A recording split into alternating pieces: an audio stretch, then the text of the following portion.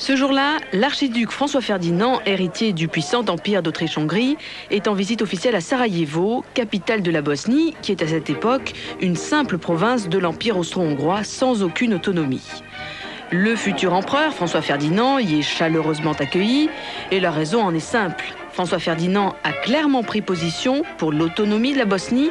Le peuple voit donc en lui l'homme qui rendra à la Bosnie son autonomie, voire même son indépendance.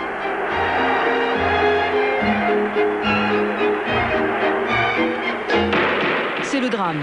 Un jeune homme sort de la foule, il saute sur le marchepied de la calèche de François Ferdinand et tire à bout portant plusieurs coups de feu. Touché à la tempe, l'archiduc meurt sur le coup. Le meurtrier, Gavrilo Princip, est immédiatement arrêté. Stupeur, c'est un lycéen de 19 ans, membre d'une société secrète, la Main Noire, dont les liens avec la Serbie sont connus de tous. La Serbie, pays voisin, est indépendante. Elle revendique depuis longtemps la création autour d'elle d'un grand État slave englobant la Croatie et la Bosnie, qui font partie de l'Autriche-Hongrie. La tension entre ces deux pays était déjà extrême.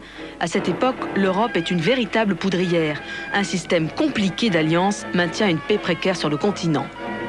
D'un côté, la France, l'Angleterre et la Russie. Et de l'autre, l'Allemagne, l'Autriche-Hongrie et l'Empire ottoman turc. L'attentat de Sarajevo est l'étincelle qui va mettre le feu à l'Europe. Un mois après l'attentat, l'Autriche-Hongrie déclare la guerre à la Serbie. Toutes les nations européennes se mobilisent et la Première Guerre mondiale éclate.